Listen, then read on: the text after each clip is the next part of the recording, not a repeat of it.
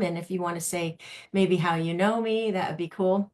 Uh, and and then I'm going to tell you the format. I'm hoping this will be anywhere from 15 to 30 minutes max, because I know you all have things to do today, and I thank you for being here. What we're going to do is I am going to take two passages from my book. I'm going to do the intro, and then I'm going to do another one from, well, I'll say it. It's in chapter 7, bucket list. So those are the two comments I'm going to have. And then I'm going to introduce you a little more to me and to Pam, my publisher, who's here um, on this Zoom call. So uh, let's see. I will start. Let's see, did I do everything? I've got my notes here. My first time doing this live, so bear with me. At the end, Pam is going to take your names and you'll get entered into a drawing, and we'll see who wins a free book from me. So awesome. So I'm going to get started. I'm going to start out with the introduction. I'm try not to get emotional. This still really gets me going when I read it. So hopefully you'll love it and it'll be a good start and you'll want to read the book. So here I go. Introduction. I was trying to get the shot. He was a wild, blue-eyed pinto stallion with presence. He seemed unfazed by me. He would not look at me. He did not, he did not, oh, excuse me. He did not need to look at me. Sorry, I should have showed you my book. I don't have the real one yet. He would not look at me. I wanted a connection. Boom, the phone rings. The ringtone was enough to make him open his blue eyes for me to get a side shot. I connect with his essence. He is still unfazed by me and walks on. I take the call, ignoring the multiple of texts blowing up my phone since I had been out of cell range all day. The voice was strong and commanding, a voice I had to listen to, a voice of knowledge and reason, a voice I knew well. Joe, Roy has a brain tumor. He's in the neurointensive care unit at Enloe. I look out into the distance at the gathering clouds. The horses continue to graze. It's the worst kind, Joe. I freeze. The commanding voice could not take the strange sense of relief away from me. Now everything, including the way Roy had been acting, makes sense. He thought nothing of coming home late at night with frozen corn dogs, pizza, and cheap dog food. He seemed not to mind that I kicked him out of the house and wanted to be separated. I loved him more than life itself, but I was sure he was back to his old tricks or old habits. I thought a separation might do us good. He did not seem bothered. The story unfolds. I was not crazy. He loved me all along. I need to go home now, to Roy and the madness, but I can't bring myself to stop photographing. This was my last chance to photograph the wild horses of Steens Mountain before winter set in. I want to stay with them, as I had just found them after searching for them all day. They are perfect, especially the stallion who was right in front of me. I later learned the locals called him Shaman. The light is low.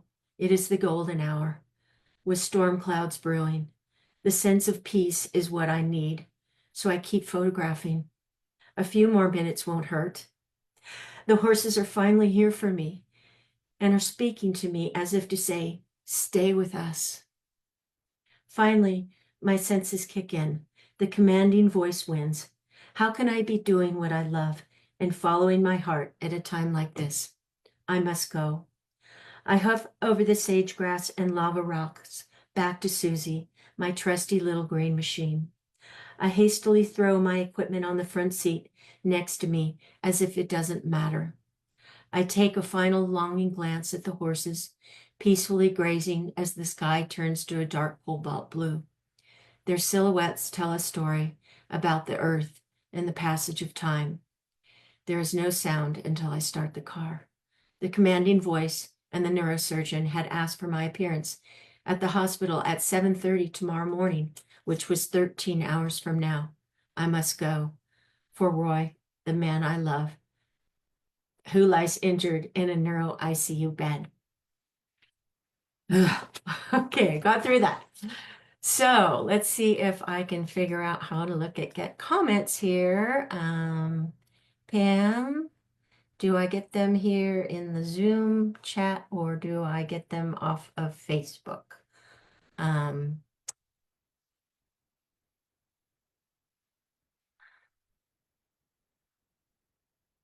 I'm not hearing you, Pam. There we Can you? go. Yeah. Okay, I was on. sorry. There we go. If you look at the comments in the chat on Zoom, I have the comments here Okay. on Facebook. So we have Ariane, Erica, Claire, Noni over here, and they're saying hello. Hi, you guys. Thank you for being here. Okay.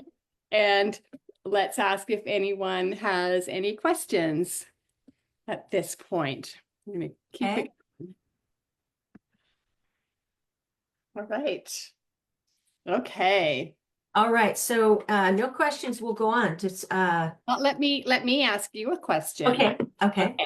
Okay. So what was when you were writing this book, and as if people are authors, you know that when you're writing a book, you're reading it multiple times, and you're writing it, you're rewriting it, you're editing it, re-editing it, proofing the all, I think by the time we finish, we've read the book 10 times. Yep.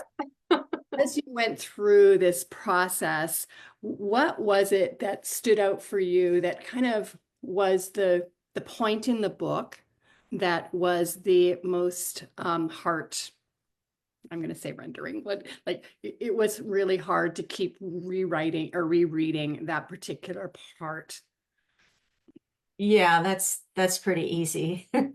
And I'm going to try to keep my composure while I even say it again. And that was the part when I knew Roy had been declining and I knew that it was near the end. But we could still communicate with each other. He was still there.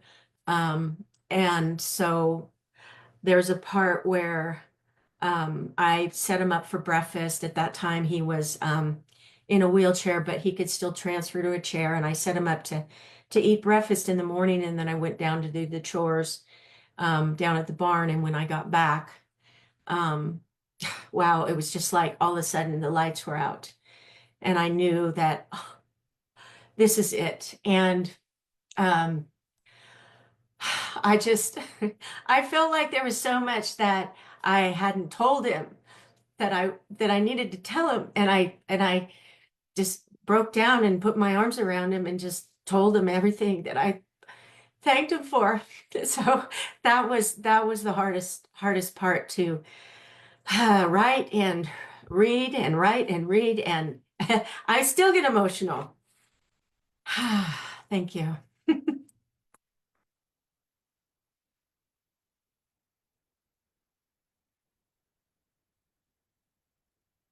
Unmute. I'm sorry. There were parts in the book where, like, every time, I would feel it so deeply. And sometimes, like, you just can't, it's hard to move through that passage because you're crying, right? And it's like, it doesn't matter how many times I've read the book, there it is really a beautiful telling of your love and the loss that you experienced with your husband. And yeah, I just want to congratulate you too for being able to move this story out into the world, because it's not easy. Thank you, Pam. Yeah. Thank you. Yeah, yeah. So, But I know it's going to help. I know it's going to help some people. yeah, absolutely. Yeah. And I mean, that's one of the things that we talked about at the very beginning was, it's a really powerful story to tell. And it's a very personal story. And I keep shutting my computer, my sound off because my coffee is still in the microwave. Okay. I Uh, get it. yeah. And so, but it was like, why do you want to tell this story? Like, that's, really being able to move yourself through creating the book is it's so easy come to parts where it's like, why am I doing this? So the why at the very beginning was so Mhm. important. And your why was that you needed to tell the story. You needed to move through. It's such a cathartic experience. You needed to move through that for yourself. And then the other was that people will be able to relate to it through their own experiences when they're experiencing loss. So huge congratulations for actually accomplishing this. Yeah. Thank you. Thank you. Yeah. So and I'll keep a watch on if there's any questions while you read Okay. and read your second passage. Okay. All right. So this is chapter 7, the bucket list. And this is when we were in Las Vegas, which was kind of a calamity of um errors, I should say, or so I'll just start out. This was not the time for frustration, but damn it, it was like he was playing with me. I brought myself back to reality one more time. Roy would never in his right mind leave me behind for any reason. He loved me more than the moon and the stars, or at least he used to. Love cannot be expressed the same way anymore. It was a big black hole, the deadly that was causing problems. Of course I knew that. It was taking my love away in so many ways. I wanted to be in denial. I did not want to face the fact that Roy needed to be watched over continuously while in public. He should be able to come back to the table to me, his wife. This should not be happening, damn it. Roy, don't try to find your way back to me. If you are not sure where you are, I'll find you. With my cell phone planted to my ear, I paid for the half-sip drinks and started combing the halls and exits. It had only been 10 or 15 minutes of searching, but it felt like hours. I finally see Roy wandering toward me. He has that flat stare with half a smile. We embrace. Roy mumbled something about losing me. I did not want to lose you, but I couldn't help it. I lost myself. All that was important at that point was that we were together. The night was still young. You cannot stay mad at Roy. First, because the deadly was at work, and second, because he was so sweet. He had always been a sweet man and carried it on in dying. The deadly was in his frontal lobe. It was his demeanor, not his smile or twinkling blue eyes. The graceful demeanor of a dying person. The loss of the frontal lobe, the emotion machine, being damaged may have played a role, but you could feel and know that Roy was not angry. He was at terms with dying. You knew he was dying because he would look up from his wheelchair at a random stranger and say, I'm dying. Whoever was the recipient of Roy's death declaration would feel awkward, and it was embarrassing for me to witness him doing it, but he was speaking pure truth. There was no filter to get in the way of his thoughts. We may try to smooth over what he said, to dress it up like it might not be true, but the fact was, it was true. There was no emotional filter or ego to deny it. Roy had been a talker, and denying was something he wanted to talk about. For some reason, he wanted people to know, and maybe I'm dying was his way of starting a conversation. It made me think we should have talked about dying. Conversations like, in the event I die, you should know I have a life insurance policy and here are our debts you don't know about. But no, there were no reasonable, smart conversations about death. I kept paying the mortgage and the utilities and hoped no other bills would creep in. And of course, paid at least the minimum of the credit card bill. Otherwise, don't look too deep because you might find something else needing to be paid. We were masters of avoidance. No talk of money and death. I went on living like it used to be on autopilot. Nothing to see here. So that was when we were in the casino and Roy got away from me. So it was a frustrating time having to realize that your husband isn't independent and strong anymore, that you have to pretty much watch over them 24/7. So that's my passage. And any questions? Unmute. I don't see any questions. So Okay. I'll ask you another one. So what's Okay. your favorite part in the process? Oh my gosh. Well, definitely more toward the end when I had already gotten the chapters together and realized that finally there was some sort of flow to it. When you're doing such kind of a big body of work, it's just really hard to see the whole picture. And so when all that was done, and Pam, you started doing, I think you call it the development, where you go in and we're on Google Drive, and Pam, you went in and made all your suggestions and your edits, and most of them were just correcting grammar or words. But you would also suggest sometimes, let's write the sentence like this so it flows better.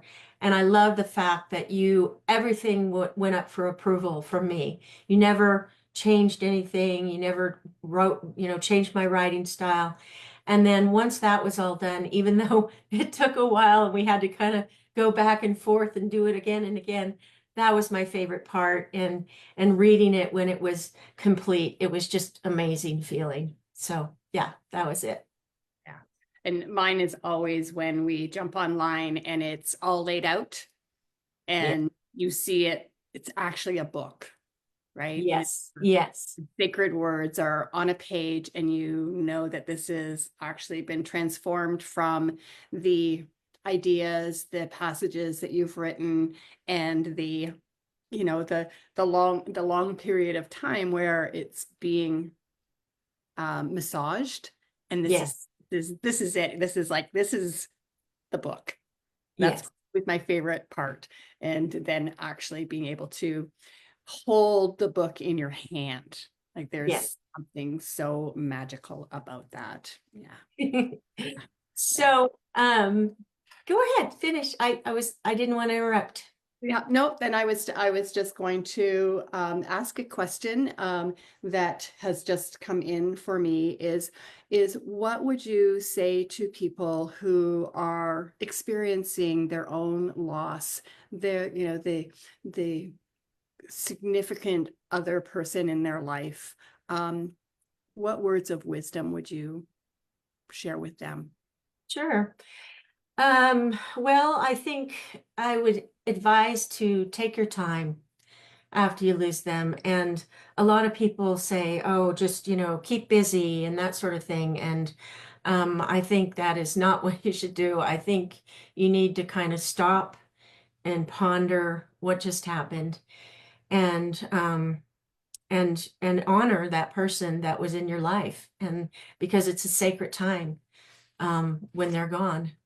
And I think also a big one for me, it's evident in the book, was that I jumped right into it. And I also tried to maintain the same life I had before when Roy was alive. I tried to do the job of two people. I tried to maintain this huge ranch and all the same animals and all that with no help. And at first I felt kind of unburdened because I didn't have him to take care of anymore. And finally, the inevitable happened, and now I was moving on. But that it was it got to be after a couple of years, it wore on me trying to keep it. Just I got burnt out in 2 or 3 years, and it wasn't good, and that kind of led to my I took a fall from grace. I really did. From a lot of my identity, my reputation, a lot of things were suffering. So I really encourage people to take time and look at where you want your life to go and what you want to be. And do you want to keep doing the same things that you've always done? And maybe it's time to get rid of some things that aren't serving you anymore, some patterns or people or whatever it is, but really just take time. Yeah. All right. And Go let's just ahead. I was going to see if there's anyone has any questions. Um, And I'm just looking on Facebook and I don't see any. So I am going to gather names if you would like to share. Okay. And I wanted to say something about you, Pam, because I didn't really intro you. For all you guys that are here, Pam is, she has been in the publishing business for about 31 years and doing traditional publishing. And she opened Source Code Publishing in 2018, and she helped spiritual entrepreneurs like me become writers and authors. And she's devoted to that in so many ways. And she calls herself a spiritual librarian. And so I would like to ask Pam, what is a spiritual librarian? When I first started my company 6 years ago, I was with a channeler and we were talking about my business. It was brand new.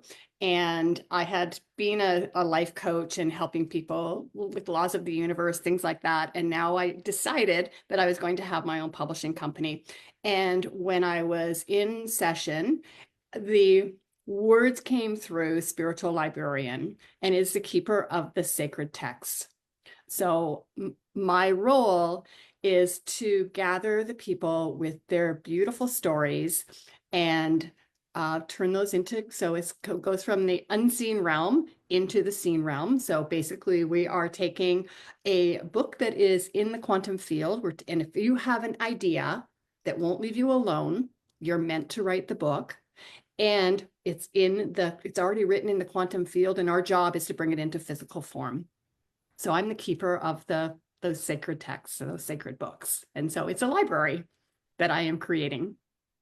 Oh, and you really do. You really do. It's like for me, my book was out there for a few years. It took me a few years to even decide what I wanted to write about. And then, sure enough, you come into my life. And you right away had hope in me that, yes, okay. It wasn't like, well, who are you? And blah, blah, blah. It was like, oh, she has an idea. It's her book is out there in the quantum field, and we're going to bring it in. So thank you for that. And I think you already answered my other question about what was your favorite part of the process. So Yeah. we're almost there to the prize. Oh, all right. Well, I am just going to turn off my sound again so I can put Okay. get these names together. Okay. Okay. All right. And I will just talk a little bit more first before we end here. I just want to say thank you for all you friends that are here supporting me because this has been huge and it's feels like a weight off my shoulders having it launched and having it out there for people to see. There is so much that I divulged, so many secrets, so much letting go of shame and doubt and regret and anger, all of that. And with the awakening I went through, I'm able to handle things that come up. You know, things happen all the time. But I'm able to handle them, and I'm working on just being present in every moment and loving life. So so I'm again, thank you for being here. And we have a name, Pam. And if you when your name comes up, um, will you message me? I think that's how we can do it. Or you can put it, yeah, Pam, just message me. And then I'm gonna need your phone number and your address for shipping. And I'll try to get that out ASAP. Oh, and everybody, if you haven't ordered a copy yet, we don't know who's getting a free one yet, but if you haven't ordered a copy, please do so, even if you don't have time to read it quite yet, because the more sales I get on Amazon right away, the more they'll move me up the charts. So more people can see this book and more people can learn from it. Um, and that's my objective. All righty, here we go.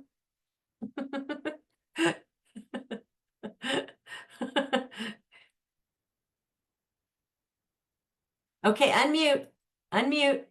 We have Ariane. You are the winner of Hey, Jo's book. all All right. right, Ariane. Congratulations. You get my book. All No, right. sending it out to you. Okay. Now you would like me to, I'm going to post the link and yes, and write a review of the book. That is critical. Thank you, Kat. Yeah, Yes. Yes. absolutely. All right. Okay. And now I've missed a couple of people. Let me just see. So I have Ariane's name is out, but I didn't put Pat in. So what I'm going to do is I'm going to send you a copy. So you get a copy from the publisher All from right. Amazon. I'm not signing it. Right. I'm adding Kat and I'm adding Liz. Thank you guys. All And right. yeah, sign and what I want to add too is about Amazon is I'm just selling on Amazon right now, and that is it. And so my plan is just to get as many sales on Amazon as I can. And people have asked about other things, but it's just the best for me right now to just to sell it on Amazon so I can get up there on the charts because 70% of people buy their books in the world buy from Amazon. So it's just my biggest piece of pie. Liz is our other winner. So there we All go. right. All All right. right. Congratulations, Liz. They'll need your address and Amazon likes the phone number too, so that they Yeah. can home, whatever. All right. Okay. So thank you. Thank And you. I don't think I see any questions. That was a really good comment. Um, oh, Karen did ask, how did you find me, Jo? How did who find who? How did you find me? Oh, Pam. Okay. Okay. So Okay. I was doing some, I was in a spiritual community online for a program called Mind Shift with Joy Kahn. And that's how I found Pam through her because we were kind of in the same community and Pam used to fill in and do meditations for the group. And so that's how I found Pam and then I saw her, she would do posts and this and that. And I learned that she was a writer and a publisher. And so since I've always wanted to write a book, I really started, my ears really perked up. And I just liked her energy. And right away we clicked when I met her to talk about what the process would be like. And so I knew it was for me. And she's so easy to work with and so easygoing. We're so much alike. So it was meant to be. Thank you, Karen. All right. Okay. And then Dawn says, congrats on the self-publishing and welcome to the club. Right. Okay. And people are Thank proud you, of Don. Shifter Sister from Barb. All right. All All right. right. Well, thank you. And oh, I'll drop the link right after this. And I will send that over to I'll send that over to Heather and Joanne as well. Okay. All right. So thank you. Thank you, everybody. Okay. Bye-bye. Hope everybody has a wonderful day.